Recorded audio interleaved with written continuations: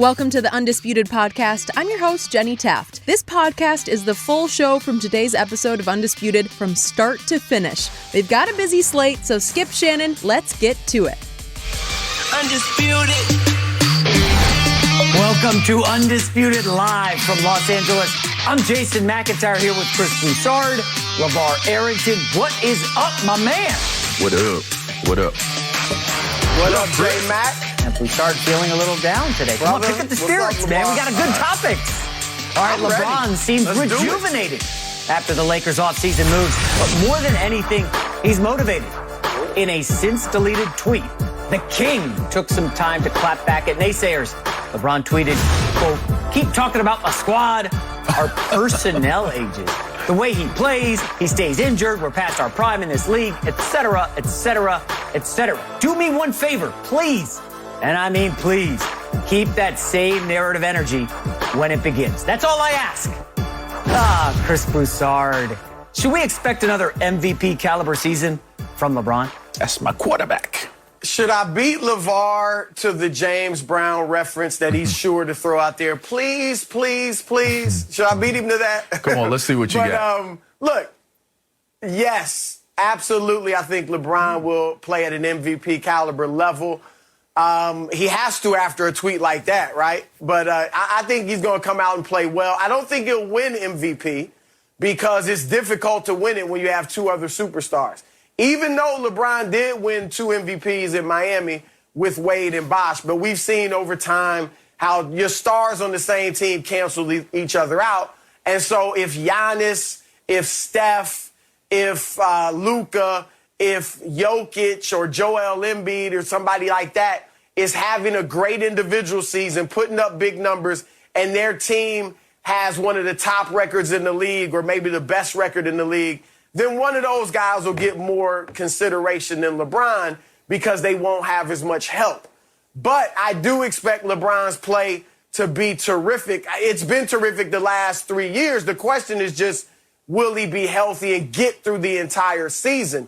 Now, I think that the best way for LeBron to play for this team and actually to give himself the best shot at winning MVP is if he plays the point guard. I know there's been talk, and when he met with Westbrook and Anthony Davis weeks ago, they talked about LeBron playing power forward. I can't have LeBron James and Russell Westbrook on the court together, and LeBron's not my primary decision maker. So I think LeBron needs to take on the mentality of I'm Magic Johnson this year, and even look at himself as the third scoring option. AD should lead this team in scoring. Make sure Westbrook gets his, and LeBron's going to get 20-plus points just by being out there for more than 30 minutes a night. He's that level of player. He's that good.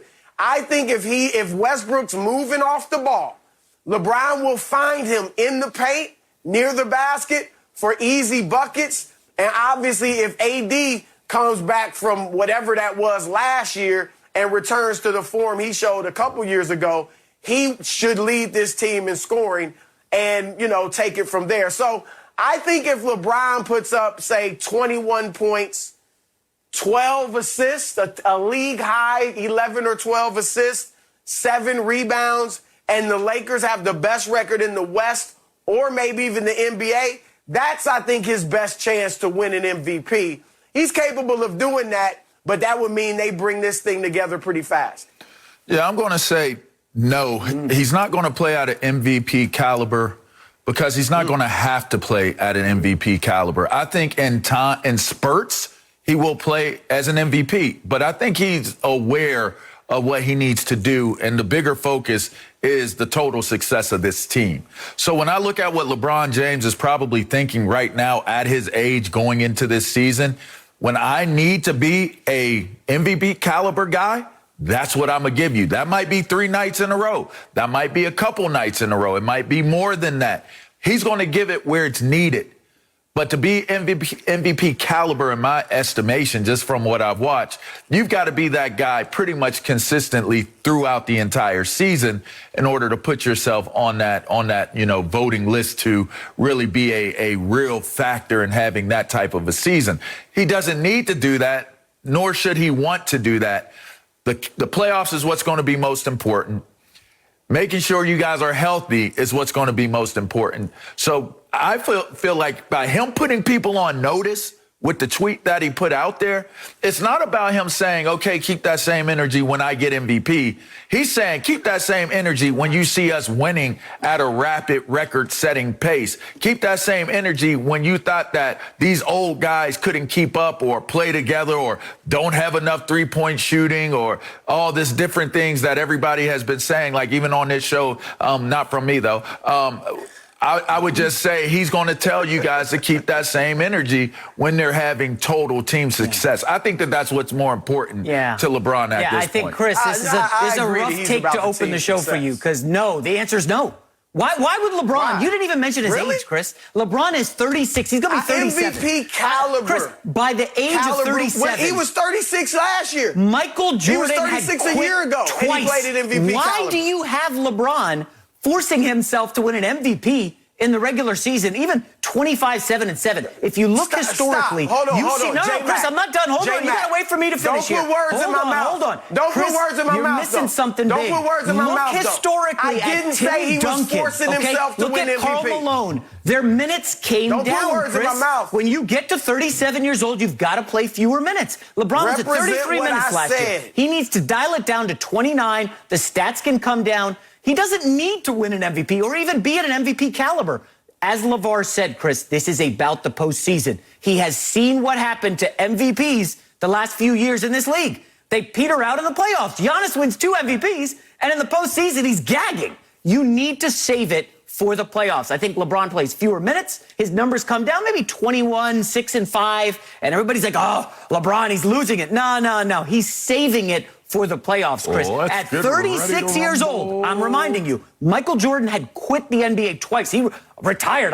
This is too much. And that's got what's that got to do with this? It real at 36. Here we go. Come on, Brew. Look, J-Mac, like I said, don't misrepresent what I said. I did not say LeBron's going for the MVP. When I say MVP caliber, that means you're playing like a top 6, 7 player in the league. That's what I mean. And LeBron, I believe, will be that. He will play I don't think he's going down to 29 minutes. They'll try to convince him of that, but they've been trying to convince him of that for years. He likes playing the game. All right, so I doubt he's going to be under 30 minutes. So all I'm saying is, I'm not saying it's important for him to win the MVP. I don't think he cares, to be honest. I think he's more interested in winning a championship and a finals MVP.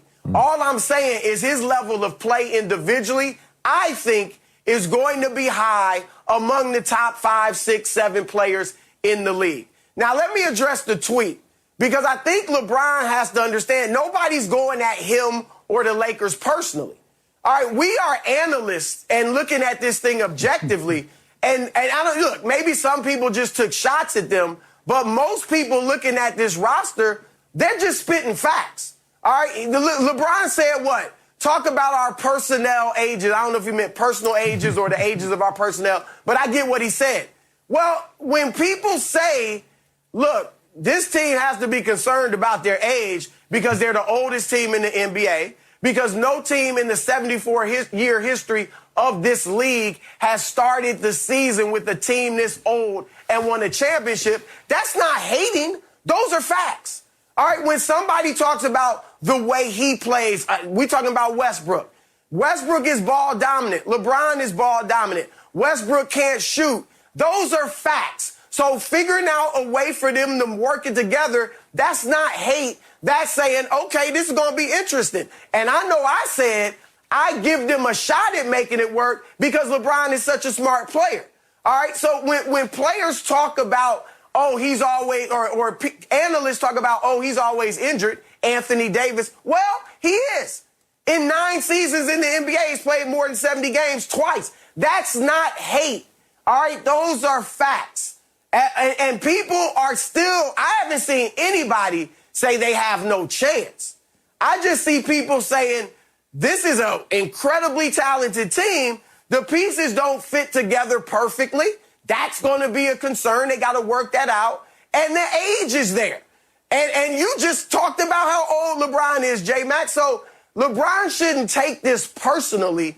This is just people saying the facts. And here's the other thing. I like it when LeBron lets his play do the talking. All right, as a person that likes seeing LeBron win, I haven't seen him win when he comes out like this. All right, I go back to Miami when he first went there. Not 1, not 2, not 3, not 4, they won 2, which was good, but they didn't dominate the way LeBron and others thought that they would. All right, then he takes on the villain persona in the Nike commercials. That wasn't him. So they lost that year. Then he goes back to being himself, and they win the next 2 years. First year in L.A., I'm activating playoff mode, y'all. I'm back from the groin injury. They lose to Memphis, lose to Atlanta, don't make the playoffs. And then this past year, he puts up on IG, a thunderstorm is coming. Me and AD, they get bounced in the first round. Oh, I like it. KRS-One said once, you'll like this, LeVar, real bad boys move in silence. I prefer when LeBron moves in silence, humble. When he went back to Cleveland, what'd he say? It's going to take time. We're young. You know, we not promising anything, but we're going to play our hearts out, and I think we can bring a championship eventually. They win it in the second year, and they do it in historic fashion. I'm saying I like LeBron better when he moves in silence. He don't need to do all this. Just let your play do the talking. All I'll say is Biggie Smalls said, you're dead wrong. and you're dead wrong, Broussard, and I'm going to tell you why. I think your points do make sense, actually, but here's where you're wrong. LeBron is taking it personal. LeBron should take it personal, and LeBron will continue to take it personal because that's the way guys like him are wired. We just had the conversation not too long ago about Tom Brady talking about the explicitive words used to explain they kept him and didn't take me. You know what show he was on, Broussard? LeBron James's. Listen, these guys take notes out of one another's notebooks. He might have deleted the tweet, but he's not foolish. He tweeted it knowing you gonna get it. Now, I don't have to keep it up there, but I put it up there so that y'all can see it. If you put a gun to my head, I'll take the Lakers. I'm going to take the field. Now, I'm not like J-Mac. I'm not like J-Mac. Yeah, I know. I'm going to take your words, and I'm going to quote it verbatim. And I know that Chris Broussard said. I stand behind that. If you put a gun to my head, right? So, listen, LeBron hears all of these things being said. And the one thing I love about supreme, superior, apex competitors is that every little thing is used as fuel. You don't leave nothing. Don't leave no scraps. You use it all. So whatever it is that's going to get him up where he's working out right now, listening to what we have to say right now, whatever gets him out of bed and gets him that treatment and gets him in the gym and make sure that he can still elevate the way that he needs to and get up and down the field the way that he needs to and getting on the film and watching the film and self-scouting himself and scouting his teammates and talking to them and Zoom calling. What you thinking about? What do you think? How do we run this? How do we overcome not having the things that these critics are saying? Those are the reasons why guys like LeBron James and Tom Brady can be old as dirt, if you want to call it. You can call it older than dirt. But they still are going to outdo you because they have something else that most other athletes, even at the level that they play at, do not possess. I don't care if he makes getting MVP. You know what I care about? Him being LeBron James. The idea of him not caring that he's going to get it, oh, he cares. He wants it. Nobody's going to go into the season not wanting to be the best. But the bottom line for LeBron James is you're going to put some, just like you want J-Mac to put some respect on the words that are coming out of the face of your mouth, he wants people to put some respect on it. Call me LeBron James. And yes, I could play at an MVP caliber, but just know this, I'm trying to get that chip. He will be an MVP Hold on, Chris. caliber. I don't have a rapper line like you guys. I don't have any of that stuff pre-programmed. You but don't I'll say have this. a rapper line. I know you don't like this rap whole music. real players move in silence. Chris, you do realize if LeBron did not put this tweet up, we would not be opening the show with the Lakers today. LeBron knows what he's doing. He's stealing the narrative. Today's the first day of the football season. We're going heavy on the NFL today. LeBron tweets something, deletes it, and we open the show. And there's probably 15 other shows out there. I don't watch any of them. They are also going to be opening with LeBron James. He knows what he's doing, Chris. And the other thing, and it just hit me listening to you guys. We're talking for about 15 minutes on LeBron. Remember, guess who put this team together, Chris? Who did it? It wasn't Rob Pelinka, okay? LeBron is organizing the dinner at his house with Russell Westbrook. LeBron is the one convincing Kendrick Nunn, hey, take less money, come here. We're going to have fun. You're going to enjoy it. LeBron is the one recruiting Malik Monk, who on a minimum deal. Malik Monk, guy's like 24 years old. LeBron is the one saying, Kemp Bazemore, we could use you on the wing. LeBron put this team together, and he's putting on the cape. He's putting on the cape for all his guys and letting them know, you on my team, I will ride with you. I will be your guy. I will defend you on social, to the media, whatever matters. LeBron knows what he's doing. Real players may move in silence. LeBron doesn't need silence. He says it, and then he backs it up. This is the greatest player in NBA history. He knows exactly what he's doing. Hey, Brew, J-Mac should be an agent, man. He kind of talked like he'd be in agent negotiations and discussions. Well, I was nearly a lawyer. I mean, my parents, they wanted me to be a lawyer. It definitely comes across. Yeah. Sheesh. Go ahead, Brew. You got it. Look, if this motivates LeBron, great. I mean, look, if they can make this thing work, this would be a fantastic story. All right? And he looked over at Brooklyn. They put together a super-duper team that we all believe if that team plays well together and stays healthy, it was going to be tough for anybody to beat them, even LeBron and AD. So he went out. They got a superstar, but LeBron is smart enough to know. Obviously, he thinks it can work with Westbrook. But he's also smart enough to know that they're not just going to step on the court and it's going to work together swimmingly. All right, it's going to take some time to make sure that these guys can gel. Because you can't just say to Russell Westbrook, oh, defer and play differently. Russell Westbrook's been playing this way for 12, 13 years. All right, and if you take too much away from Westbrook, if he has to defer too much, then guess what? He's not Russell Westbrook. I need him playing high energy. I need him driving relentlessly to the basket or to the paint. I need him getting out and running in transition. I need him having the ball in his hands. That's why I say transition or with that second unit. But I also, if I'm the Lakers, want to get him moving more without the ball. LeBron is the best decision maker. With a team like this, where you have so many guys that need to eat, you have a couple jump shooters you're going to need to be hitting it too. LeBron needs to be the decision maker with this club. And I think, LeVar, I think you backed up my point. I probably did. LeBron taking this personally and LeBron saying, I'm going to show y'all. I agree. He's not playing for the MVP award, but he's going to go out there and ball. Yeah. He's also heard people say about him that Father Time's coming for him, that he hasn't been healthy 2 of the last 3 years, that the only reason he made it through the bubble championship was because they had 4 months off. So I think individually he's got motivation as well. And again, that's why I say I don't think he'll win MVP, but he will certainly play at that level. Let me give you guys another angle on this, because I think there's brilliance in what he did. And here's the true brilliance of what he's done.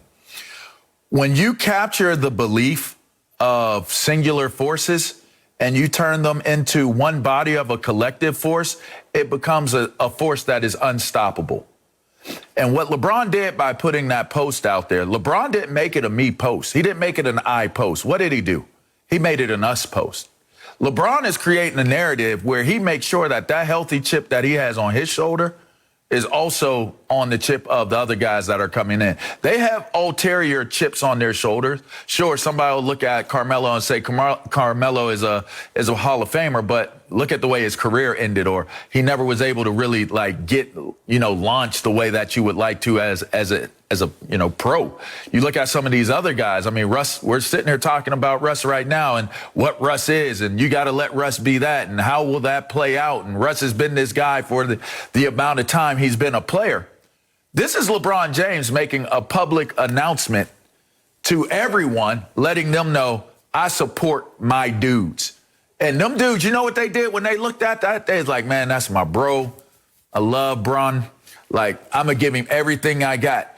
That's the brilliance of mind manipulation. And manipulating isn't always considered to be a derogatory term. Manipulation can also be for the better good. When you're hurt, you manipulate the injury to make it feel better. You do certain things to manipulate a defense if you're playing on offense. There are positive terms or positive connections in terms of vocabulary in terms of manipulating. And that's what LeBron is doing, in my opinion, here. And I think that that's the brilliance of all of this, is all of those answers will come with humility and really a purpose, because LeBron's already painting a picture. He's already showing public support. He's already saying, I bless this. I support them. If you're going to come at us, that means you're coming at me. He's already took the front.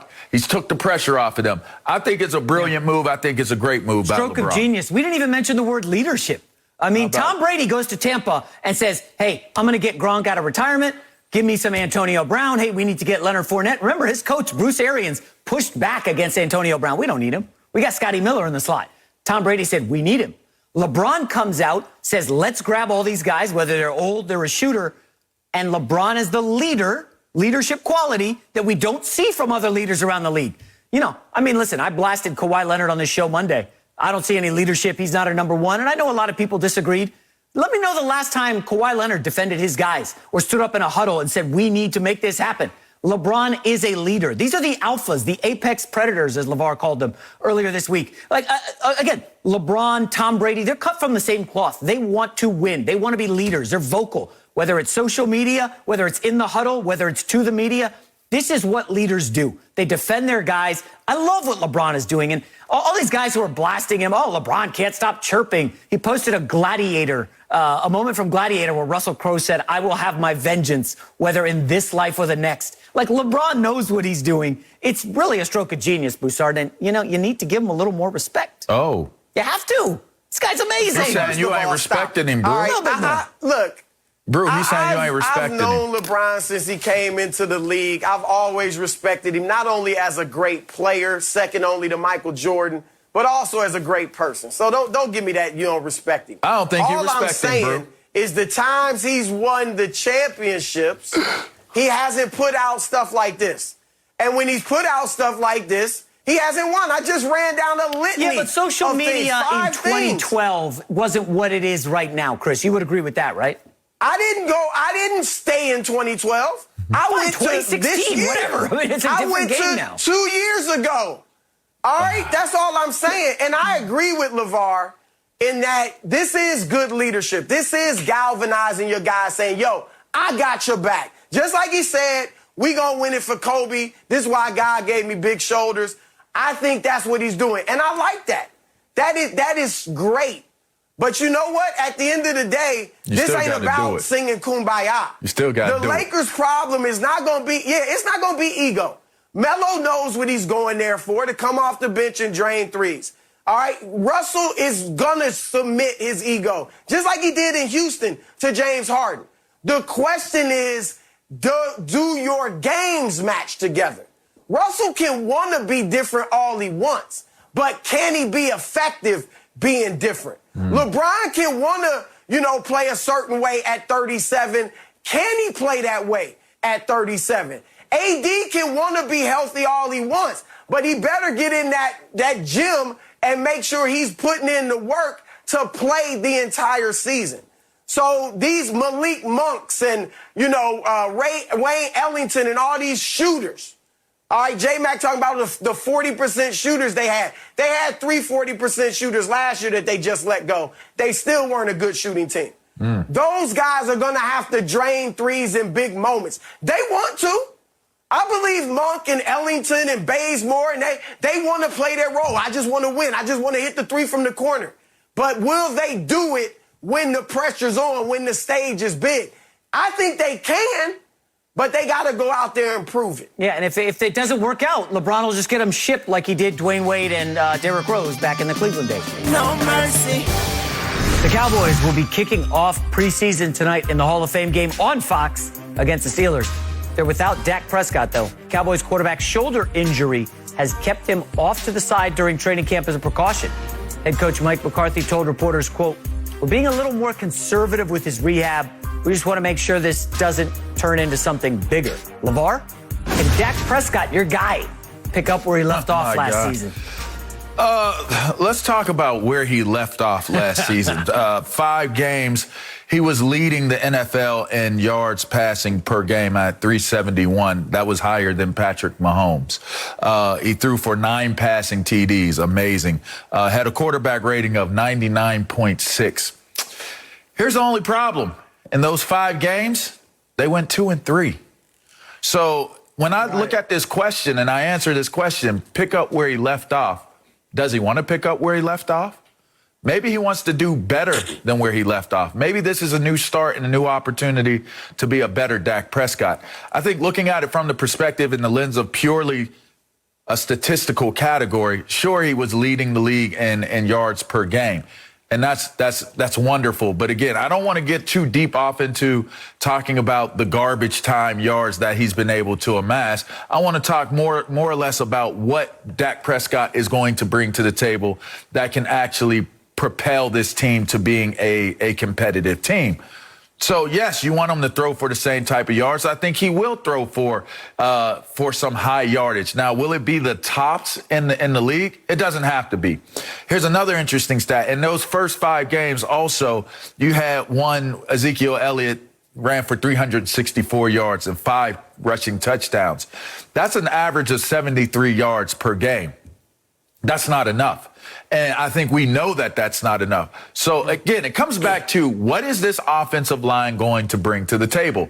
Are you going to give this offense the ability to create balance with its running game? If Ezekiel Elliott can get off to a start or where he's averaging right around 100 yards to over 100 yards, if you go back and you look at the stats, when Zeke goes over 100, this team is really, really efficient and effective in getting victories. So this all comes down to, is the offensive line going to open holes? Is Ezekiel Elliott going to be able to find that elusive young man that we saw eating every single time he got up from making a play? Is he going to be that guy? Because I think if those things happen, then now Dak Prescott doesn't have to be this superhuman person that throws for these ungodly amounts of numbers and stats in losing efforts. I think that finding that balance, he will get his passing yards. He will be effective. I do believe that will happen for Dak Prescott in this offense this year. But I think that it's going to be the balance of the running game and the ability to use your running backs and a better offensive front that is going to be the difference. So I don't say he picks up from where he left off last year. I say he actually is a better quarterback, and this is a better team coming into the first few games of the year. Yeah, you stole my take, LeVar, because I'm with you. He can't be as good as he was last year. He has to be better. And I know nobody's going to throw, at least at this stage, for more than 371 yards a game. Okay, but he won't do that. But he doesn't need to do that. You mentioned it briefly. One of the reasons he did that was because they were down big in so many games. And he put up numbers like over 450 yards 3 times. But he did it against bad teams defensively.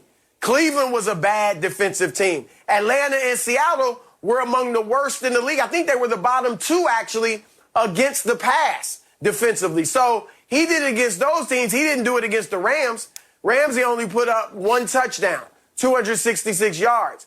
And before he got hurt in the games against the Giants, he had, which was a good defense, even though they weren't a really good team, he had no touchdowns and 1 interception when he got hurt midway through the 3rd quarter. So Dak needs to be better. And if Dak, I've backed Dak from day one. I've loved the intangibles, all right? I've raved about him even on this show. Winner, leader, smart, intelligent, can do it different way, all that, all right? But Dak isn't Pat Mahomes. Dak isn't Aaron Rodgers. Dak does not, if he's throwing for 350 yards a game, I think that spells trouble because that means you've been down. That means your running game isn't working. And when Dak has won, it has been the running game got things going, kept the defense honest, and then Dak is a capable passer. I think he has improved his passing ability over the last few years, but still, they're better off if Zeke can get that thing going, and now they got to worry about Zeke off tackle and Dak can do his thing. And I think Tony Pollard can help because I expect a bounce back year from Zeke, but not to go back to getting 1,600 yards in a season necessarily. But they need to have that run game strong, and then I think Dak will be smarter than ever. He throws it better than ever. They got a great receiving core, and so then they can win. And he hasn't beaten very good teams throughout his career. He's beaten the bad squads. And I know they have an easy schedule, but he still needs to be better when they get in those big games. Yeah, to Chris's point, first 7 games next year, the Cowboys play only one top 10 pass defense, Tampa Bay in the opener. But I'm going to pause for a second and ask you guys, I'm just going to float this out loud. Do you want Dak to pick up where he left off last year? Because I think that leads to a question about identity for the Cowboys, right? Everybody knows, you say LeVar Arrington, what's his identity? Oh, that was that beast at Penn State, number 2 overall pick. That's his identity. You think of Jason McIntyre, well, that guy knows gambling. I mean, I got to ask him about where the picks are. You think of Broussard, what's his identity? Dude's covered the NBA forever, NBA guy. You think of the Dallas Cowboys, what is their identity right now? Is it, hey, Zeke Elliott is Jerry Jones's guy. Zeke Elliott, you got to feed him, right? He's always asking to be fed. Are they a running team or are they, hey, wait a sec. They just gave Dak $40 million a year. They got to be a passing team. So I don't know what the Cowboys are heading into this season. There are, I said, I think earlier this week, the Cowboys got 99 questions. Dak Prescott ain't one of them. We know what he's going to do. He's going to be a solid quarterback, probably on the fringe of the top 10. But what about the rest of the team? Where's the offensive line? Is the defense going to show up? And boy, wait a couple segments. We're going to be blasting that defense that LeVar loves. So I have a lot of questions about the identity of the Cowboys this season. Are they going to let their big money quarterback who got the bag, who's got the injury, are they going to let him flow? Are they going to hand it off to Zeke with the dollop of Tony Pollard? Are they going to ride the defense? Well, that's a hell no. So I don't know what their identity is. I think we'll find out early that they're probably going to be a running team, go back to the ground and pound to set up the pass where their guys can win on the outside. But yeah, I have questions about Dallas's identity. Well, maybe we'll see some of that tonight. You know, J-Mac's identity is to put words in people's mouths. That's what J-Mac's identity is. That's mine, obviously. I figured you'd enjoy that one. You asked a question about identity. Let me answer that question. 8-1. When Ezekiel Elliott goes 100 yards plus rushing the ball. 8-1, okay? So am I saying they're a run-heavy team? No, I'm saying that just like when Troy Aikman was Troy Aikman for this Dallas Cowboys team, they had an offensive line that could open up the holes so much so that Emmitt Smith ends up being the all-time leading rusher in the history of the National Football League. Now, I know he got yards other places, but he broke it in Dallas. So here's the thing about that, right? They built this team in the likeness, like the Almighty built us, in the likeness of those championship Super Bowl teams. So if you're talking about those 99 problems, well, another problem isn't personnel, because they've built this team personnel-wise to actually be able to, no, defensively as well. They have built this team to match and mimic the defense and the offense, the personnel of those old Dallas Cowboy teams. So for me, when I look at this team, they have to find the balance. You actually have one more receiver that is a meaningful big play receiver on this receiving core than you did even on that old school team with Harper and Irving. So to me, when I look at having Cooper and Lamb and Gallup on the edges, and you have a legit tight end, if you can find that balance, the identity of this team going into the year, in my opinion, is one, they're going to be physical on both sides of the ball.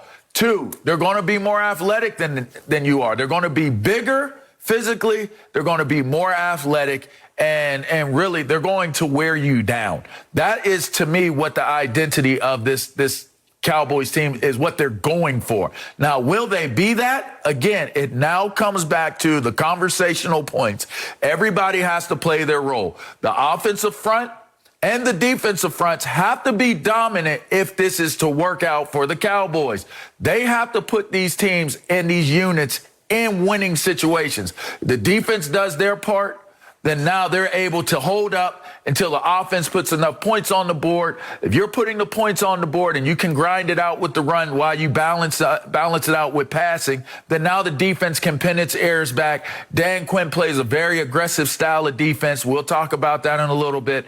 But you're putting things in place where you can play off of one another. The identity should be bigger, stronger, faster than their opponents. One quick question about this Zeke 8-1 when they're over 100 yards. LeVar, what about the stat that Zeke Elliott leads the NFL in fumbles over the last 5 seasons with 21? And it tied a career high last year with fumbles. He was the best running back in the league for 2 years. 2 years straight. Okay, so, that was several years ago when they were good. Right now. But again, you get a new contract. He's not that far removed from being the dominant running back that he was. Despite the fumbles. He's really one season away.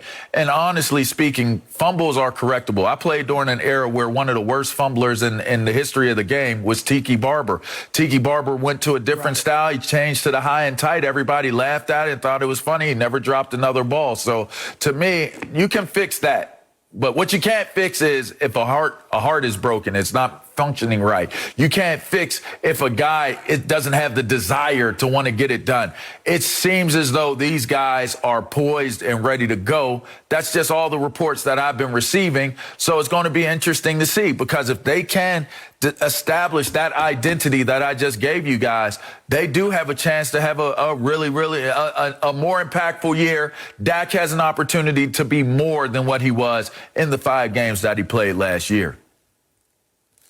Yeah, look, I don't think they need to go back to what they were when Dak first started, which was more run heavy, because he's a better passer now. And they got a really nice receiving core. I mean, it'd be a shame not to exploit CeeDee Lamb and Amari Cooper and Michael Gallup. So they don't need to be as run heavy as they used to be, but they do need to have a very good running game. And that is going to determine their identity, guys. It's simple. If that offensive line can open up the holes for Zeke, and Zeke can go back to having the burst and the pop that he had a few years ago, and Tony Pollard, I like Pollard as a backup to Zeke so he can help. If those guys can be effective, then that's going to set the identity. A very balanced offense, not Dak throwing it around like Aaron Rodgers or Pat Mahomes, and not necessarily, Nick Chubb and Kareem Hunt in the backfield, but a balanced attack where it's not all on Dak's shoulders offensively. If they can do that, then I agree with you, LeVar. They can have a good impact this year. Yeah, I've got 11 wins just for the Cowboy haters out there. The 76ers hired a trainer recently, and not just any trainer, Damian Lillard's trainer. The two have ties dating all the way back to Dame's time in college at Weber State. It's no secret Philly is interested in acquiring the all-star point guard, with plenty of reports going to back that up. Offering Ben Simmons might turn the Sixers' dream of getting Lillard into a reality. Chris, where would the Sixers rank in the East if they landed Dame? Well, they certainly would be in that group of 3, which are 3 absolutely excellent teams: Brooklyn, Milwaukee, and Philadelphia. That would be the 3, and they would battle it out. If I had to rank those, I would go with Brooklyn number 1, assuming, everybody's healthy. And then I honestly think I would put Philadelphia ahead of Milwaukee.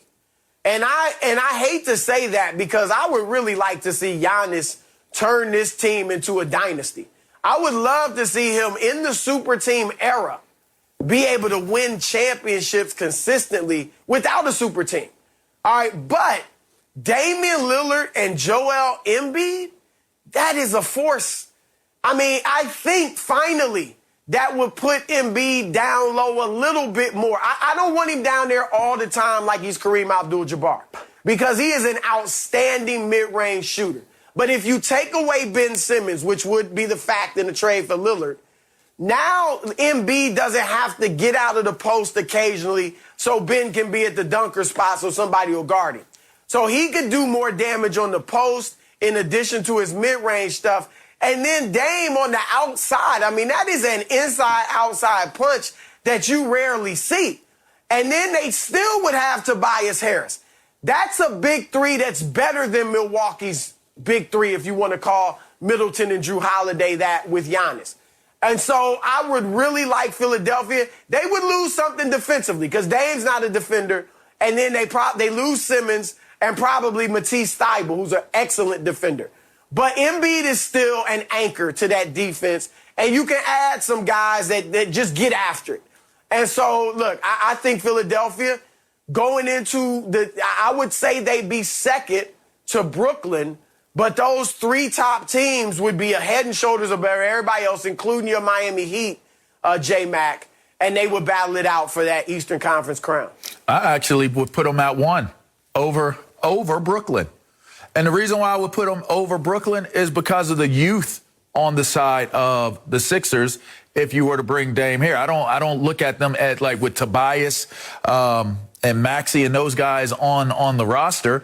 I think that you have younger, fresher legs, quicker legs that are going to be a problem in the East. Now, you look at what Dame Lillard brings to the table. I don't look at it as an inside-outside thing because, quite frankly, Embiid doesn't really play inside. But what I will say is that the ability to create and have opportunities, you kept mentioning, Bradley Beal. And I love the idea of it. And in fact, that it had been conversations that I've had. I mean, being a D.C. guy, you wonder, I want him to stay with Washington, but you start to entertain like, man, if he went to the Sixers, what that would mean and what that would represent. Right. I think that Dame Lillard,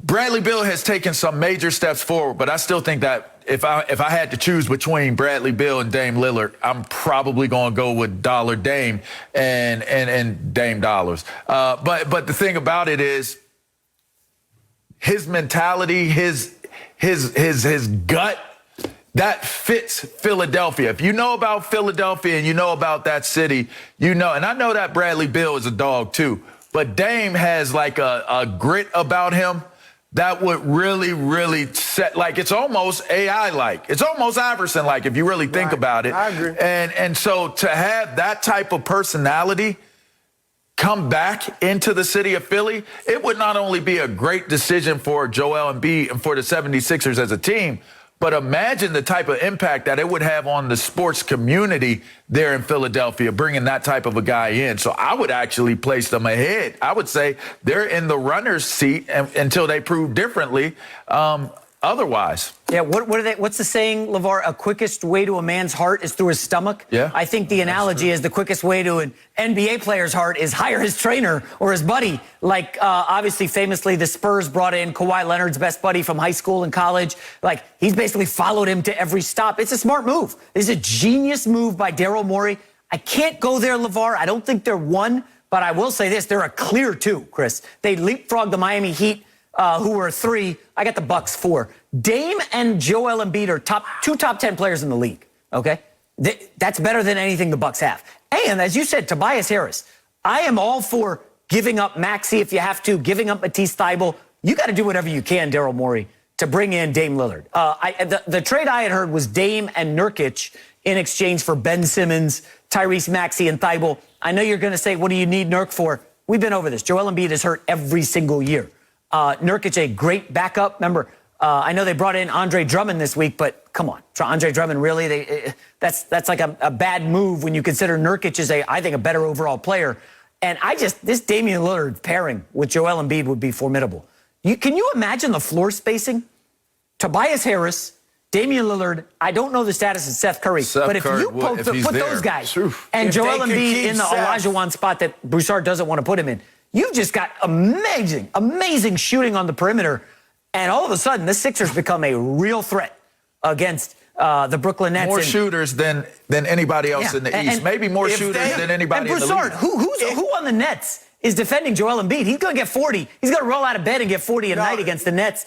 And I don't think Harden or Kyrie are a good matchup for Dame. LeVar, you might be onto something. It's close. I'm just telling you. It's not quite the one, but it's like maybe 1B, right? The Nets at 1A, and I think Dame Sixers. Yeah, Dame Sixers at 1B. You get Dame Lillard, call their names. The Nets would have their advantages. The Nets would have their advantages. The Sixers would have their advantages. If I'm the Sixers, I would do everything I could to keep Seth Curry, too. I agree. And yet, Portland might want him, so it'd be tough. But if they had Seth and Dame, I love it. J-Mac, I don't know what you're talking about. I don't want Embiid in the Olajuwon spot. What? I do. I want him down there more. I still want him shooting mid-range, too. Oh. But I want him down there more. Mid-range, the most inefficient shot in the NBA. Yeah. It's Dame Dollar. Dame Dollar. Not dollar. Hey, my bad. Okay, dollar. Dollar. Yeah. You know, you can't put that hard R on the end. You got to always keep it with an A. I'm with you. Man. I'm with you. Dollar. But I think Dame, look, and I get it. He's loyal. He doesn't want to cross the fans up in Portland. I know he's not I don't think he's big on the super team thing. But Dame, Kevin Garnett didn't want to leave Minnesota. And they were bad. And he didn't want to leave them to go to Boston to play with Paul Pierce and Ray Allen. Finally, he relented, goes there, wins his only championship, and then says, you know what, I should have done this younger. Dame, you just wasting time. Look, if he gives Chauncey a year, what are they going to do this year? They lost to a Denver squad without Jamal Murray. A Denver squad that got swept by the Phoenix Suns. The Phoenix Suns were really good, but not scaring anybody, not frighteningly good. Portland is no way, even if everything works out well. You're not getting past those Lakers, assuming they put it together. And so Dame would just be stalling for another year. I think he needs to go to Portland management and say, let's make it happen. Let's work together. Ben Simmons is a piece you can build around. You put shooters around him. Send me to Philly to play with Mr. Embiid, because then I think Dame gets in the championship race, and that takes his legacy and career, as great as it's already been, to another level. I'm going to take something else you said on another show, Broussard, and I'm going to use it in this last point that I'm going to make. I just said that you can't say an in and out combination because obviously he doesn't want to play like Olajuwon, which, by the way, Olajuwon was talented enough to play the same type of game Embiid did. He just made sure he was a big man with what he did. That's interesting. But you know what? You know why you don't have to make him into something that he really doesn't want to be, nor should he have to be? It's because you brought in a big man. Before you started getting real hot on the trail of bringing in Dame Dollar, you brought in Andre Drummond. Now, think about this. You sit on the other show, you could actually potentially play Embiid and Drummond. That was yesterday. You could play them at the same time on the court. You add Dame, and you got Seth on the outside flanking, and you got Tobias on the other side. That now becomes a Laker-like lineup. If you really think about it, you have the balance of being able to shoot on the perimeter, and you have two legitimate guys that can go into the paint and make things happen. Tobias can play inside and outside with his game, and if he takes a half a step away from what he was this year, Tobias becomes a much bigger play in the NBA conversations of elite players. And then the rest of it, it is what it is. With Dame and with Embiid, it is what it is. And now you're talking about that dominant presence down low with what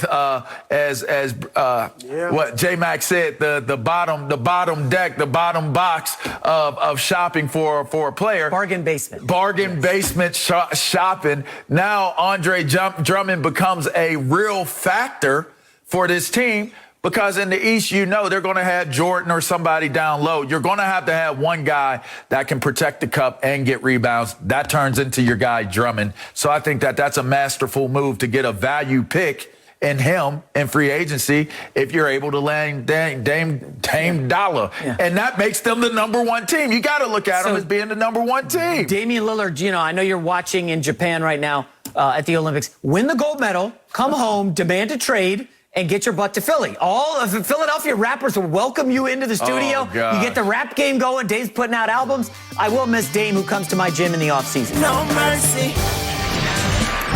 The Ravens went out and got much-needed help for Lamar Jackson to work with in the passing game. Among those joining the flock are speedy veteran Sammy Watkins and rookie Rashad Bateman. Watkins feels he's poised to have one of his best years ever, with Lamar wheeling and dealing. LeVar Arrington, will Lamar Jackson take the next step in the passing game this year?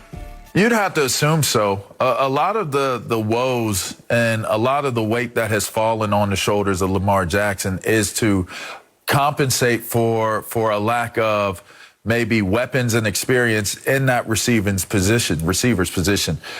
Bringing in Sammy Watkins, you bring in a proven guy, very knowledgeable, ton of experience, understands the dimensions of the field, understands route running, understands where to be and how to be there, getting open. That is a pure bonus.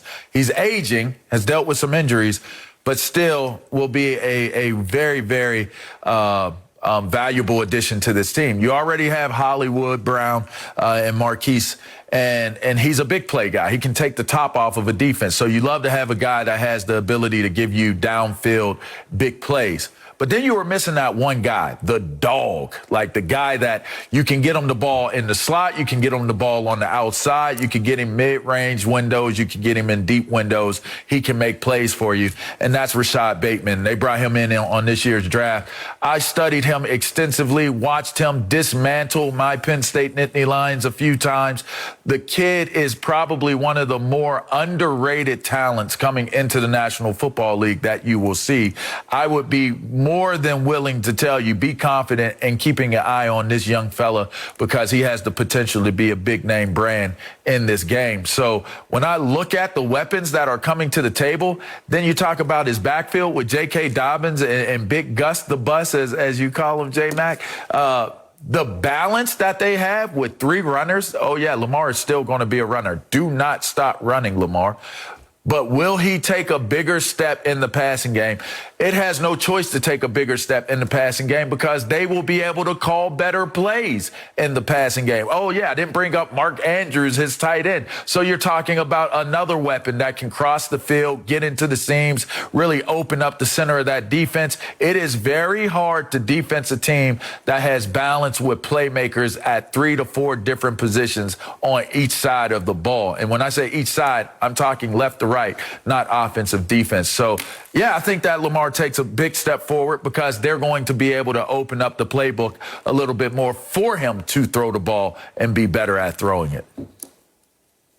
Well, that's the big question. And I do think they improved their receiving core, and I have been calling for them to do that. I have been calling for them to bring in a top-level receiver to help Lamar because we saw what Stephon Diggs did for Josh Allen. We saw what DeAndre Hopkins did for Kyler Murray. Help them go to another level. Now we may see that with Lamar. Sammy Watkins, I'm not saying he's DeAndre Hopkins. He's not on that level, but he is a capable receiver. So now the question is, can Lamar make those throws? All right, he's relied on the tight end. He's relied on throwing it in between the numbers. Now he's got to throw outside of the numbers to the receivers. Let's see if he can do it. I do think there'll be some improvement there. I don't know how much. I know he's got a great work ethic. We know that from the jump he made from year 1 to year 2. Last year, he regressed a little bit in the passing game. Maybe that was for other reasons. The team wasn't quite as good, but he did regress. So I want to see if he can make these throws this year. I'm going to say he can. I'm not saying he'll be an elite passer, but I do think he'll show some improvement passing the football. And you're right, LeVar, he's got to run. But I do think that's going to, I think as we go on year after year, he's going to become less and less effective as a runner. Doesn't mean he still won't be the best running quarterback we've ever seen. But I don't know that he's going to run for 1,000. All right, and maybe that's good for them. Keep it as a weapon. Maybe he gets 800, 900. I don't know if he'll get 1,000. I think it's more important for them to get more balance to that offensive attack with the passing game. And they know it. As much as that coaching staff is committed to being a run-first offense, we don't have to play like everybody else. They showed you in the offseason, we really know we have to improve. They went after Kenny Golladay, T.Y. Hilton, Juju Smith-Schuster. They wanted to give Lamar the weapons to improve the passing game. Sammy Watkins, it's somewhat of an improvement. The rookie, you said, we'll see what he can do. But the big key is, can Lamar make those throws? Yeah. And, fun stat for the Baltimore Ravens, they attempted the fewest passes in the NFL last year. So you can see a narrative building. Hey, we went from 14-2 to 11-5. I know we had the offensive line injuries, and we had that ghastly moment in the playoffs where the center kept snapping the ball over Lamar Jackson's head. But Lamar, man. Did I say LeVar? Sorry. It's all right. Okay, yeah. I'm very excited about this topic because we don't talk about the Ravens a lot. And I just want to point out some numbers. The Football Outsiders dug deep, and they said that the Baltimore Ravens attempted the third fewest passes, LeVar, as you said, outside, far right, far left. Is it they don't trust Lamar Jackson to make that throw, or they just don't want to bake it into the offense? And I wonder because when you drill down even further and look at Lamar Jackson in the pocket, 25% of his passes went wide. That's it. Lowest number in the league. And now they add Bateman and Watkins, and then they added another kid in the draft, Tylan Wallace out of Oklahoma State, 4.4 burner. Kid's got some wheels. I do think they are going to go more pass heavy because, Chris, you keep mentioning that Lamar Jackson needs to keep running. I kind of wonder, are they going to pay him $40 million a year and put his life and limb at stake when he's running the ball 10, 15, 20 times a game? There is some risk there. And I just wonder, they ran the most pistol offense in the NFL last year. I think they dial that back a little bit. I think we're going to see a lot more passing from Lamar Jackson. I would not be surprised if there were some growing pains early this season, but I will point this out. Everybody and their mom loves the Cleveland Browns this year. A lot of people said, the Steelers, they started 11-0 last year. They're going to be fine. People are forgetting about the Baltimore Ravens. I got a gambling piece coming out for Fox Sports actually today. Keep an eye on the Ravens making a run, yes, to the Super Bowl. Just keep an eye on the Ravens. They're a bit of a sleeper. What do we have here? It's time for me to put y'all up on a little bit of game. Let me put y'all up on a little bit of game. You want to be put up on a little bit of game? Here's some game. You want to know why Lamar Jackson wasn't throwing the ball very much? Because they didn't have anybody for him to throw it to. You want to know why he didn't throw the ball to the outsides? Because it's not that they didn't trust him. It's that they didn't trust what the offensive scenario created with the personnel that they had on their team. They trust Lamar Jackson to do everything. But what is it that's feasible for him to get the results that they're looking for? You got to keep in mind, he's still young. This is a young quarterback. You don't want to put him in a situation where you're forcing situations on him throwing the ball and he ends up being the scapegoat for it. What's the kid's name that's in New Orleans now that was down in Tampa Bay that J-Mac was just yeah, right? So you got guys like J-Mac just raining on Jameis Winston. Jameis Winston brought it on himself. He brought it on himself, right? Okay, if you're calling plays where you're challenging Jameis Winston to try to sit those balls into those pockets and it gets picked off, that's why you have those percentages. You either choose to take the chance or you don't take the chance, okay? They did not take the chance with Lamar Jackson. It's not worth risking it with Lamar Jackson. Now you add these receivers with that tight end, and you're able to open this up. Here's some more game for you. You know where quarterbacks love throwing the ball? In the seams, in the center of the defenses, crossing across those defenses. You want to know the worst place that most quarterbacks hate throwing? Deep outs. I don't want to throw the ball deep out. It's a very nerve-wracking throw to make. Most guys do not want to make those passes in the mid-range to deep areas because it has a very high potential of getting intercepted. Go figure. So when you think about what they're doing with Lamar Jackson, they're keeping it within that 10-yard, 15 max yard radius, whatever it is. You know what I'm talking about. Radius. You don't want to go too far down the field and get outside of that 15, 20-yard area where he has the vision and he can ultimately either deliver the ball or pull it down and run. Those are the things that Lamar Jackson will be able to do more of because they're going to open the field up. There's going to be more. There's windows. There's you break the field into 3 zones, all right? You have this zone over here, say to the right. The right of you is one zone, the center zone, and the third zone is to the opposite side. Now, you break that down. You see how many defenders are in each one of these zones. You have windows of opportunity at different levels in each one of those 3 zones. So when Lamar Jackson comes into this season, he has a guy that can run routes that's in that third zone, in that first zone, in that second zone. Then now it becomes an easier passing opportunity for Lamar Jackson, and it becomes easier for these offensive coordinators to put together plays that are going to work to his advantage and to his favor. And then he looks like a good passer. But the problem LeVar, is that in the playoffs, everybody knows what's coming. And that's why for 3 straight years, Lamar Jackson has struggled. The offense has been bottled up in the postseason. The cornerbacks come up and say, I dare you, Lamar Jackson, to throw outside. And they're not. Passing. They're very predictable. Well, and they've had is predictable It's very predictable. It's and very they know the run's now, coming, and the defenses bottle them up. And then the narrative builds that, well, Lamar Jackson can't win in the playoffs because they've become so predictable. Yeah, but in I think Sammy Watkins and the new kid, Bateman, I think hope they so. I like that. Bateman a lot. I think and they again, changed that. Mark Andrews, but they do. One other note, they do really miss Hayden Hurst. If you remember 2 years ago, they had the 2 tight end sets with Andrews and Hurst, and they just were dominant. Then it came to the playoffs, and they bottled them up. I'm optimistic for this year. I have 2 questions about the offensive line, but go ahead, Broussard. Well, LeVar, Hollywood Brown would beg to differ with you. Okay. He complained, right? I think he tweeted it out and then deleted it. He thinks that they should throw more to him. All right, he thinks he's capable of making those catches. All right, I don't know if he is or not. We haven't really seen it, but my point is, look, I want to see. We haven't seen Lamar make those throws. So I don't know how you can sit here and say he definitely can make them. Oh, he can make. We've seen him make throws. I'm going to put faith in him because of the improvements that he's made in his passing game just in these few years. We've seen him make these throws. I don't know. I mean, that's the big question. Not consistently. You heard J-Mac just give the numbers, and then when it gets to the playoffs, they really go run heavy and become predictable. If you can make the throws, the time to make them's the playoffs. And so we have to see if he can make those throws. The confidence to make the calls are in those moments. See, you got to keep in mind, can he make the throws consistently, or can they get open consistently?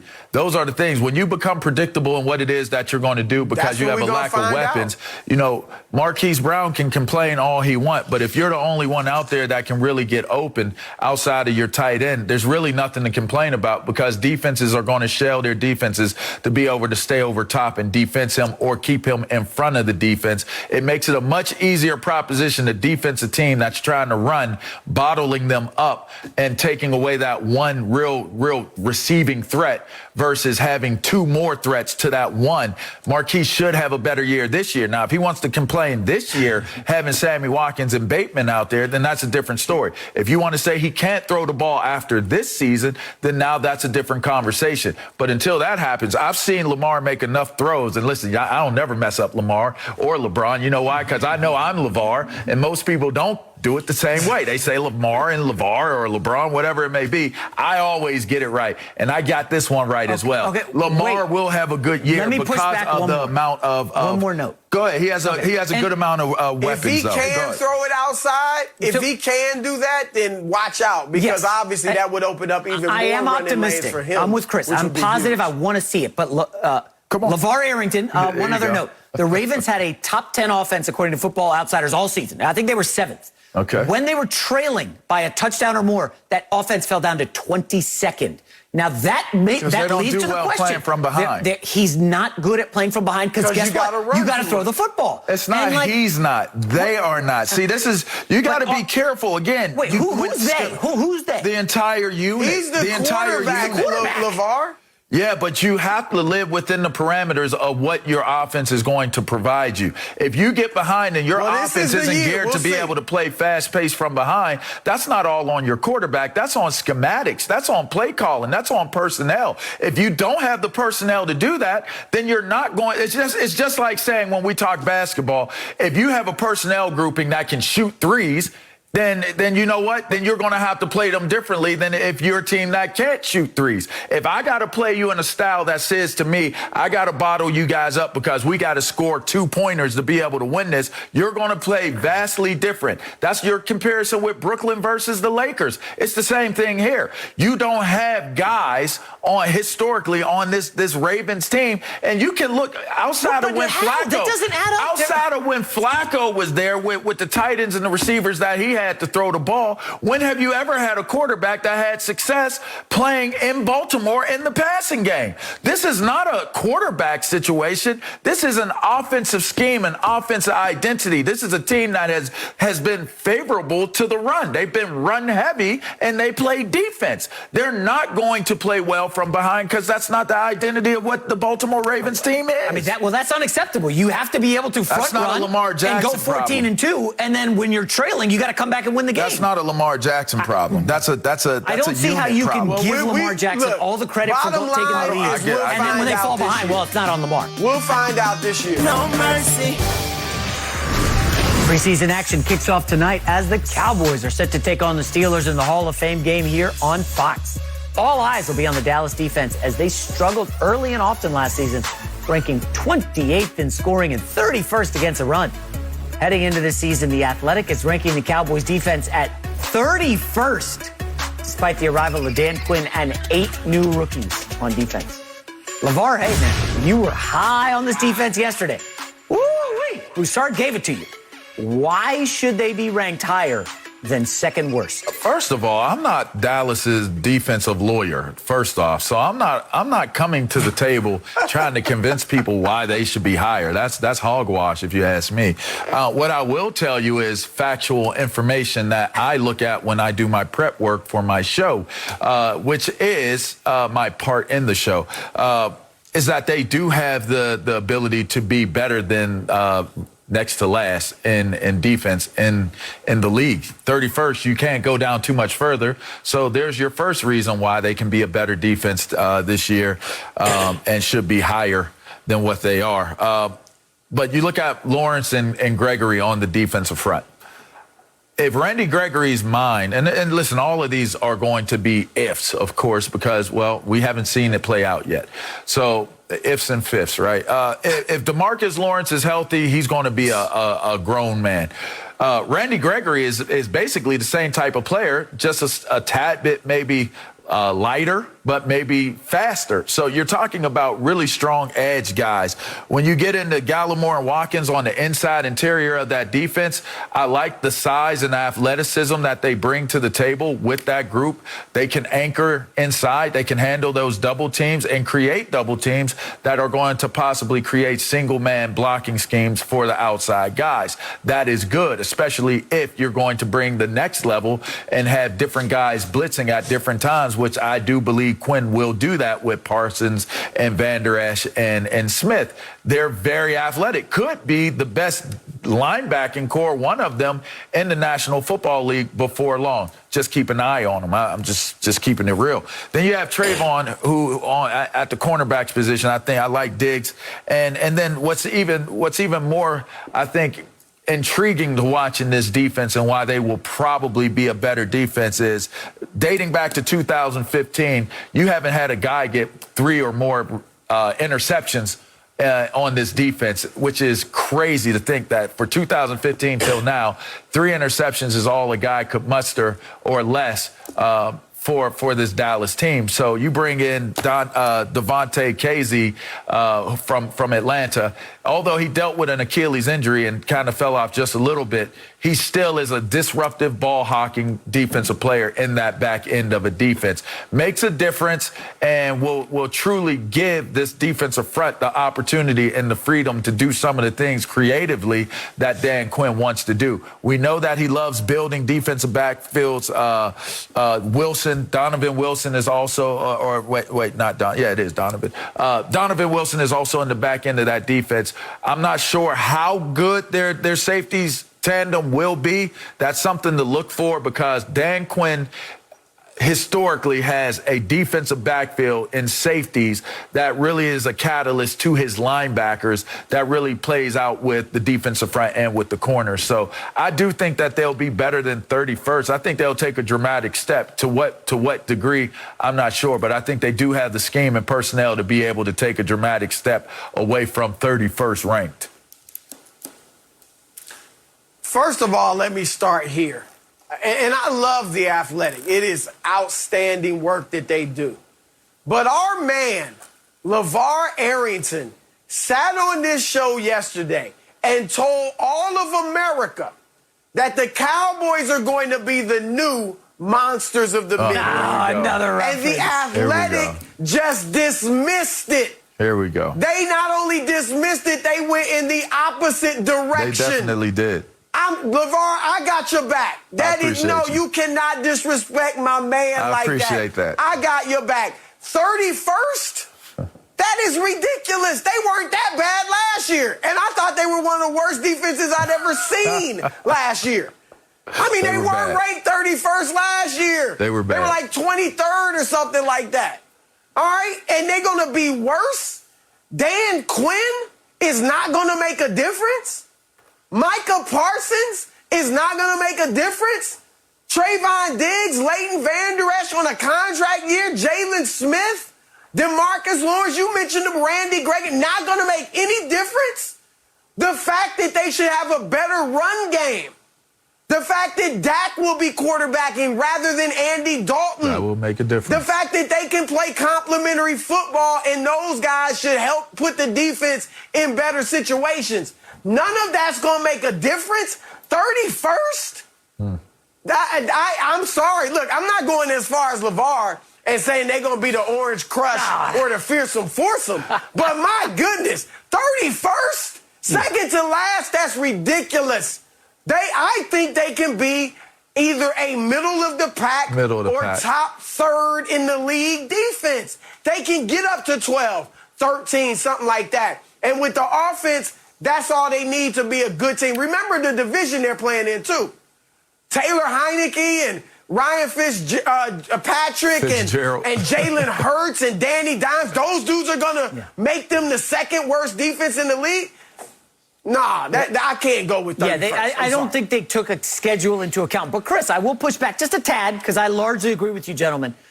Listen, this defense and all those guys you mentioned, they were there last year in the first 4 weeks with Dak in the offense, and they got shredded. They got torched. Now, they did face a bunch of playoff teams. The Browns made the playoffs. Seattle made the playoffs.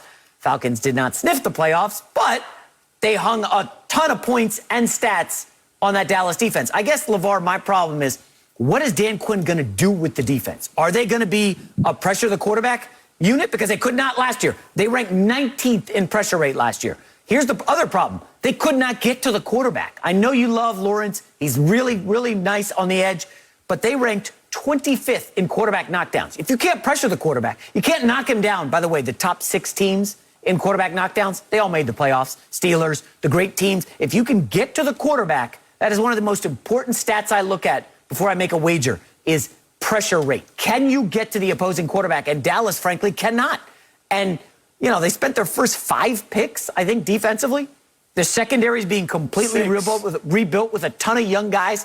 LeVar, this idea that we can rely on a 22-year-old Micah Parsons to rejuvenate a defense, and Dan Quinn, whose units in Atlanta were middle of the pack, I don't think it's going to be automatic. But the only reason I'm siding with you guys here just a little bit is because the schedule of quarterbacks they face is very easy. They open against Brady, and then it gets significantly easier. As Chris said, the division is very bad. I'll put the Cowboys probably in the 15 to 20 range for defense. And again, I know it sounds like I'm bashing the team. LeVar, I know you're licking your chops. This is an 11-win team in that division. When you face Jalen Hurts twice, Ryan Fitzpatrick, who's turning into a pumpkin, by the way, in week 2, you face those guys twice, you're going to be all right. A defense can go from horribly bad to really good in a matter of a season in the National Football League. In fact, I've seen it, and I've been a part of it. I had 4 different defensive coordinators during the course of my first 4 years in the league. And for the most part, early on, we did not have the best of defenses. A little bit later on, second, third year, we did have a pretty good defense. One year we had Kurt Shot. First year we had Ray Rhodes, aggressive style of play caller, and we did fairly well.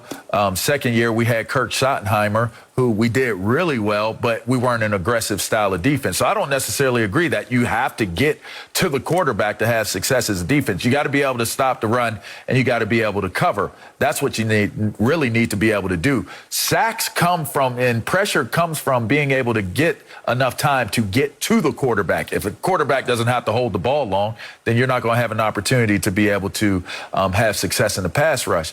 If you're getting rid of the ball quickly, then those should be very short plays, and you should be able to tackle, keep the offense in front of you, get off the field on third down. That's how it should play out. This unit was a step or two too slow last year against the run, against the pass. They just were a step too slow. If you watch the film and break it down, it's just 1 or 2 steps away. And we all know in the National Football League, 1 or 2 steps is the death of a unit. So to me, I looked at the defensive scheme. Mike Nolan comes in with a defensive scheme. Everybody, you can ask anybody, people talk about how complicated his playbook is, how people have a lack of understanding as to what exactly they're being asked to do within each certain play call as it applies to each certain play called against that play call. There's a whole lot of mathematics and arithmetic in terms of trying to put together the equations that Nolan was trying to make himself seem like a defensive guru genius on calling plays. You're going to be a step or two too slow trying to do that.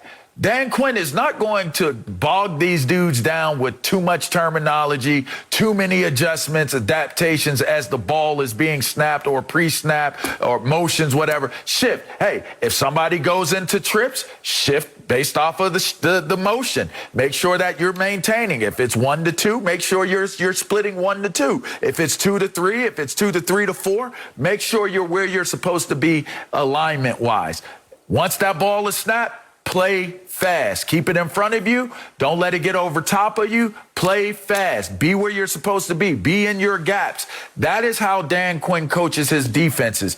That will be the main reason why this team improves. You don't have to improve an already good personnel grouping. You have to put them in positions to be able to be a good personnel group. And that's a lot of times what's missed when we look at coaches. We don't really hold coaches accountable for not being really good coaches. There are a lot of coaches that just don't coach well. But you know what? We'll look at it and we'll blame the personnel. To me, you have a good coach and you have good personnel. That equals a good, to me, that's a good equation to have a much improved defense that's rated 31st by the Athletic. So Pro Football Focus, Chris, said the secondary was the 31st rated secondary in the NFL. So is the personnel there, LeVar? Well, I mean, Trevon Diggs is your number 1 corner. He got lit up like a Christmas tree as a rookie last year. It was ugly. It wasn't bad at times. I mean, again, when you're talking about schematics, if something looks really egregiously wrong, like, all right, Trayvon drops a receiver, the receiver keeps going, the safety isn't over top, who looks bad? Generally, it's the corner that looks bad, but it was probably the safety that needed to be over top of that route. There are certain little minute details that you have to look at in terms of what a defensive scheme represents. If you got guys that are crossing over, when you make your calls, are you making your calls early or are you making them late? Are they pre-snap or are they post-snap? If a guy runs an inside route, are you calling him in? Are you calling him in? What's the call? Are y'all on the same page? How are you communicating? If he runs an out or he runs a dig, who's taking that dig? Who's taking the double move that's going up the seam? Who's taking that move that goes outside and up? All of these little things that you have to have communication and know that you're on the same page, and confidence in knowing what the defense scheme is and what you do in it plays a major part. And I think that there were a lot of breakdowns in communication and execution on this defense under Nolan. I do not think that those things will be present with Dan Quinn because he has a way of making it digestible for the defense to be able to understand it in a way where you can play much faster. I want to get to 1 + 2 = 2. That's all I want to do. I don't want to do the equation of 3x times this times xy to z to pi equals this to be able to play defense. It's football, people. It's football. This is not rocket science. It's football. Put them in position to make plays, and I think that that's what Dan Quinn is going to do this season. Yeah, look, I don't want to make Dan Quinn out to be Vince Lombardi. I've never talked about an assistant coach. You love an assistant coach so much. You love I wasn't even trying to be funny. No, I wasn't even trying to be funny. I'm saying I do agree, though, in football, far more than basketball or baseball, a coach makes a huge difference. The Dallas defense was not bad before Mike Nolan got there with a lot of the same players. They were like 12th in the league, 13th in the league, 6th in the league, 5th in the league. And then Nolan gets there, and I agree, he overcomplicated things, and they fell off. And so I do think Quinn can come in and make them serviceable, at least on that side of the football. All right. I mean, no, I'm saying like top third, 12, 13, something like that. You saw one way or the other. Listen, like the other part very is serviceable or the monsters of the Midway, the 2000 Ravens. There's no middle ground with Broussard. No middle ground. I just want to point out quickly, if you guys looked at Minnesota. You were singing like Aretha Franklin yesterday. Minnesota had to pay Kirk Cousins, so they had to shed a bunch of defensive players. The Cowboys knew they had to pay Dak Prescott, so they were out with a bunch of guys in the last 2 years preparing for this huge payday for Dak. So there's been a lot of turnover. Ultimately, I'm optimistic about this group, not quite on Lamar's. Oh, here we go. No mercy. Tim Tebow took a risk moving a tight end for a chance to play for the Jags. Urban Meyer said he uses the result of drills during camp to determine his starters and which bubble players make the roster. The good news for Tebow is that one NFL insider predicted the 33-year-old will end up making the Jags roster. Chris Broussard, what % chance do you give Tebow to be on the Jags roster week 1? I'm going to say 70%. Look, I don't think he's good enough. I don't think he's 30. He'll be 34 years old next week. He's playing a new position. I don't think there's any way he's good enough to make this team. But let's face the facts. He's not good enough to even get a tryout at this point in his career. Okay, at a new position. And so Urban Meyer clearly wants to keep him. And unless Tebow is out there absolutely embarrassing himself, dropping passes, missing blocks all the time, totally looks out of place, I think Urban Meyer will find a way to keep him. I think he'll be the third string tight end. They're thin at that position. I think he'll try to get him in on special teams if he can. Maybe even some gimmicky part in the backfield or something like that. Or maybe he won't play at all, but he'll be on the roster. Remember, Urban Meyer's trying to build a culture. He's not just building a one-year team. He's trying to build a culture, and I think he wants Tebow's personality, his leadership, his commitment, his work ethic, all of that, his loyalty to the coach. I think he wants all of that to permeate his locker room. He also is a man of faith, obviously, as is Trevor Lawrence. Maybe he wants that. I think he's going to try to find a way to keep Tebow on the roster. It's not just based on ability, because he doesn't have the ability probably to be there right now, but he's there. Did you guys see the routes? I think it's a good chance he keeps him. I wasn't laughing at your take. I was laughing at the routes that I was laughing at the routes that were being used as examples. Like this first one that's about to pop up. This one is a gagger, bro. Here we go. Get out of that hook. I'm going to run. Okay, that was a very slow. Are you headed towards 0%? Let me run this bend-in route. Oh, yeah, let me get there. 20 seconds. Let me jab him inside. Let me fake him inside. Let me get this. Oh, my goodness. All right, give us a number. He looked like Herman Monster out there trying to run routes out there. Let me tell you something. It's 1%, and that 1% is because of all the things that Chris Broussard just said. Okay, I don't need to rehash the reasoning you just gave, Broussard. That's the 1%. If you get to know Urban Meyer, which I had the pleasure and honor and opportunity to get to know him working here, and we talked so much football. He gave me so much helpful advice, helped me draw up some plays for my team. So we had some great interactions, mutual respect. And what I got to know from him was listening to the things that he spoke of. Whenever I've been around a great coaches always have this amazing way of looking at the detail of what the situation presents and being able to maximize it with more details that are small details that add up to the big details. Y'all run that back later and listen to it, because there's a whole lot of truth in what I just gave you. And Coach Urban Meyer is that type of guy.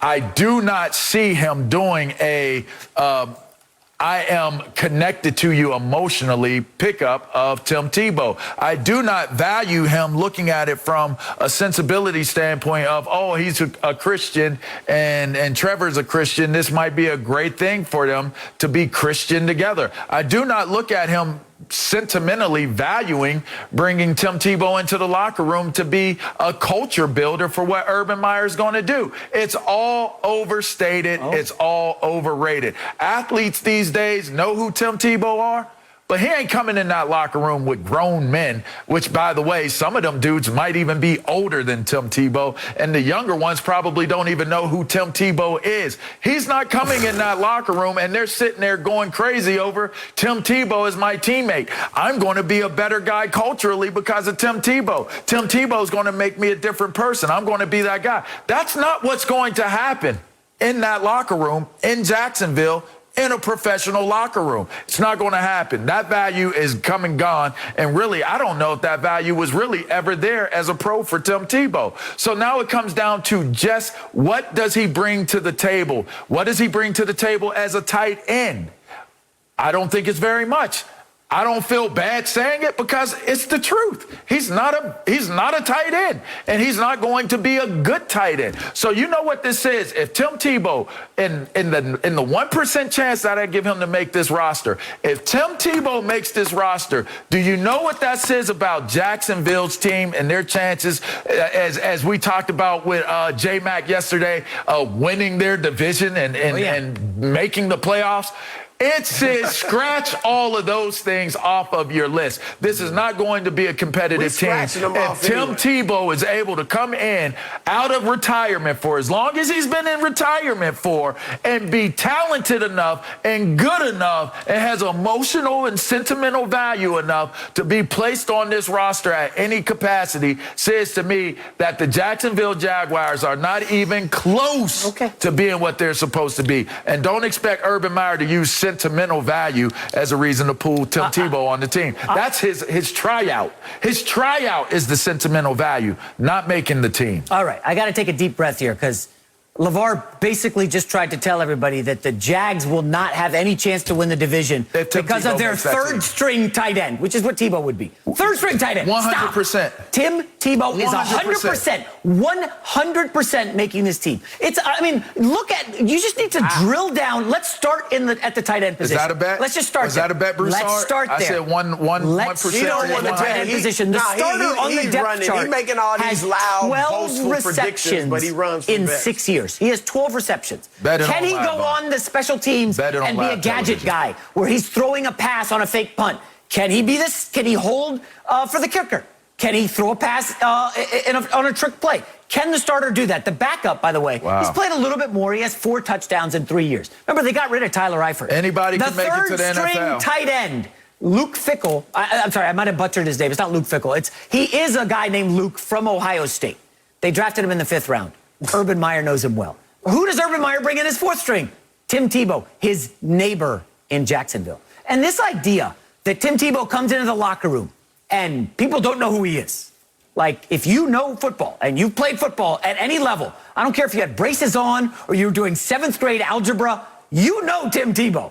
He was one of the most dominant players in college football over the last 2 decades. Everybody and their mom knows Tim Tebow. He's been on Oprah. This guy's huge, okay? What? Tim Tebow is making this team. Is he going to be a factor? What I don't know. I don't know if he's making What Deion say? Ain't nobody care. Nobody cares about Tim Tebow. J-Mac, don't high school players in Florida, goes to play baseball. Everybody knows Tim Tebow. I was player of the year in high school. You were special. Everybody knows LeVar Arrington. Pick in high Tim Tebow won 2 titles, won a Heisman, made speeches. Nobody know who he might have 3 statues in Gainesville for all I know. Bring me in a locker room Tim Tebow's making the team. Now, is he going to be a factor on the team? That's crazy. I don't know. Broussard said a lot of smart things that LeVar tried to dismiss about his faith and a culture guy. LeVar, you know this. Anytime you get a job somewhere, you want to bring in your guys, right? You got to have soldiers loyal to you, being part of your team. Yeah, that's what Tim Tebow is for Urban Meyer. Have the credibility of bringing in the right guys. I'm absolutely shocked that you put it at 1%. Broussard said 70. I've got 100. So it's probably, I would go between 70 and 100 if you guys are looking for the answer. It's probably 70. LeVar, this is I think you're the farthest away on any take this week. LeVar, get a close-up of that. He is... One. Go ahead, LeVar. Try to puncture a hole in anything. I'm with you. One. Look, I'm with you in that he's not good enough to make the team. All right, you spelled that out. We know he's not good enough. How do you know he's not good enough? Why in the world is he even there? Are you reading the reports? Have you seen him do any of these awful things they put out here? He was not good enough the first time at his position. He was not good enough the first time at his position. With the Jets, the dysfunctional Jets, my favorite team, who I know has been a dumpster fire for a decade. J-Mac,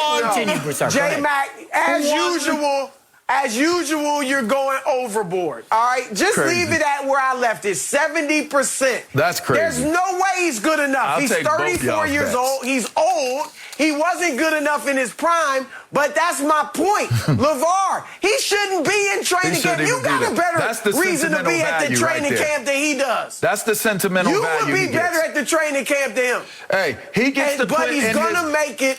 He gets to put in his memoirs and in his He's 33. He's not doing memoirs. He goes and does his speeches and talks about how he's overcome the odds in life. He gets to say that he came out of retirement and got a tryout in training camp. But this story will not end with him being on a roster. Urban Meyer knows. It will not end that way. He's seen coaches come to the NFL and just totally detonate. College coaches have ruined themselves. He needs his guys. He's got Tebow. This is going to work, folks. I can't wait. I will be doing victory laps here. I'll go to LeVar's high school football team and do a victory lap carrying a Tim Tebow jersey. He made the team. No mercy. Saturday on FS1, NL East rivals are at it again. The Mets battle the Phillies. Then the Diamondbacks take on the Padres this Saturday at 3 Eastern on FS1 and the Fox Sports app. And David Ortiz is putting his money on the line on the Fox Bet Super 6 app. It's free to play, so scan the QR code below, download the app, and answer 6 questions about that Mets-Phillies game for your chance to win $1,000 of Big Papi's money. The Steelers are set to take on the Cowboys in tonight's Hall of Fame game on Fox. Pittsburgh finished dead last in rushing and will be looking to unveil rookie runner Najee Harris. The former Alabama star was taken 24th in this year's draft by the Steelers and has been described by GM Kevin Colbert as very talented. LeVar, is the rookie running back enough to help Big Ben revitalize the offense? No. Wow. Here's where I'll go with this. Najee Harris has the ability to have success, and I think he can have an amazing career in Pittsburgh. He has a very similar style to our vintage view of Le'Veon Bell. Very smooth, can catch the ball, very versatile, great balance, great acceleration. I mean, he's a complete back. Not super big in size, but very effective in his movement, very deliberate with his movements, great with pacing. I mean, he does a lot of great things. I saw him do some things that you just don't see very many backs do when I was watching him play for Alabama. The question mark here isn't if Najee can do it. The question mark is if their offensive line can do it. They lose DeCastro. They lose Pouncey. They got to replace those guys. Those are not just positions that you have to replace. Those are pillars and monuments of that offensive line and for that franchise that they have to replace. Then you have someone in Ben Roethlisberger who is really at the end of his career and is trying to leave on a high note with what's going on with him. If I can make what's good for the goose, I can make what's good for the gander. I said, and we shows past, that I felt like Russell Wilson would be a major reason as to why the Seattle Seahawks come up short, because he's going to be pressing too hard for some of the accolades that he has not received during the course of his career. I think that Big Ben is going to be worse than Russell Wilson in this attempt to try to garner the respect and garner the admiration of what he did when he was winning so many games early on in his career at a point in time of his career where I don't see that being realistic. I think he's going to push a little too hard. I think that there are going to be a lot of mistakes that are made just because you're trying to make something out of nothing. They could live in what it is that they're supposed to be as a unit, but I don't see that happening, and I think that it's going to be very difficult in the AFC North for Najee Harris as a rookie under these circumstances to be able to flourish, let alone be the guy that carries the offense on his shoulders. Yeah, look, I like Harris a lot for all the reasons you said, what we saw at Alabama. And the question is the offensive line. They'll probably have, 5 new starters. All right, but maybe Mike Tomlin, maybe that staff can make that offensive line fairly good, serviceable. I think the Steelers are clearly the third team in that division, behind Cleveland and Baltimore. But I think as the third team in that division, they could fight for a playoff spot. And to do that, they are going to need Najee Harris to run the ball well. What I feel like since Le'Veon Bell left, I think they've had running backs who could do some things with a really strong offensive line. James Conner, that first year after Bell left, played pretty well. But they couldn't do anything when the line wasn't great. And I think Harris is the type of back, every running back needs a good offensive line. But I don't think he needs huge holes. He's a guy that can break tackles. He's a guy that does have a little bit of wiggle and can make guys miss. He's not a game breaker with his speed. He's not the fastest guy in the world at that position, but I do think he can make guys miss and break tackles. And if that should be enough to make the running game better. Remember last year, they were dead last in rushing. And Ben, what is he, 38 years old last year, had to throw the football more than he ever has in his entire career except for one season. So if Harris can bring a little bit of balance, and they want to because that's Pittsburgh's identity their entire career. Of course. If he can bring a little bit of balance to the running game and improvement to the running game with the good receiving core, with Ben, I think, trying to prove something in his last year, I think they can be better offensively than they were last year. Wow. They're not going to be 12 almost went and 4. undefeated. They're going to be 12 and 4. They went 1-5 down the stretch. They're not going to be 12 and 4. Ben was terrible. Okay, a couple things here. First of all, Wow. 3 offensive linemen are gone. And yes, they were great running the ball with Le'Veon Bell a few years back, but all the linemen were younger. By all accounts in camp, the Steelers are going to start a third-round rookie at center in front of Ben Roethlisberger, okay? I know there's all this excitement. Oh, we got Harris coming out of Alabama.